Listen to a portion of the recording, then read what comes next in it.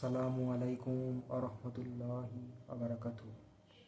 আশা করছি সবাই আল্লাহর রহমতে সঠিকভাবে রমাদান মাস অতিবাহিত করছেন এবং রমাদান মাসের রোজাগুলি সঠিকভাবে পালন করছেন।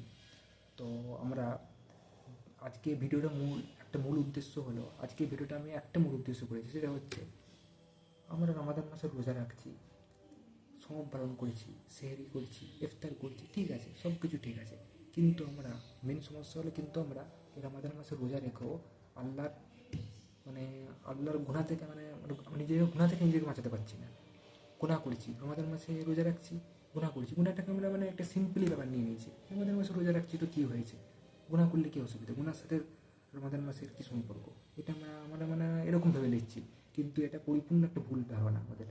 কারণ রমাদান মাসে শুধু না খেয়ে থাকার নামে রোজা নয়। আপনি না খেয়ে থাকলেন, আপনি পান থেকে বিরত থাকলেন, পান করলেন না, পান থেকে বিরত থাকলেন, খাবার থেকে বিরত থাকলেন, আপনার রোজা হয়ে যাবে, এমনটা কিন্তু নয়। রমাদান মাসের রোজার একটা মূল উদ্দেশ্য এটাও যে আপনি গুনাহ থেকে বিরত থাকবেন, সমস্ত রকম গুনাহ, সেটা হতে পারে চোখের গুনাহ, কান দ্বারা গুনাহ, যে নিজের জামানের গুনাহ, হ্যাঁ, সমস্ত রকম গুনাহ থেকে আপনি নিজেকে বিরত রাখবেন।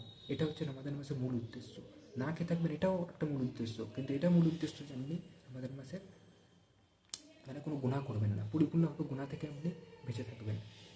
হ্যাঁ, আমাদের একটা কথা উঠে গেলে বলেই যাই, আমি একটা কথা যখন উঠে গেল আমার বলেই যাই।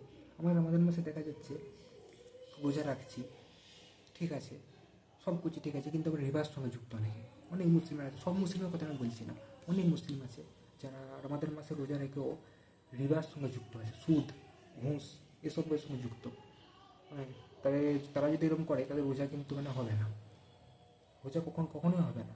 শুধু রিবার সঙ্গে যুক্ত না, অনেকে মিথ্যা কথা বলছেন আমাদের মাসে, অনেকে চুরি, ডাকাতি, খুন এসবের সঙ্গে যুক্ত, জেনার সঙ্গে যুক্ত, মূলত এইসবের জন্য মূলত রোজা হবে না।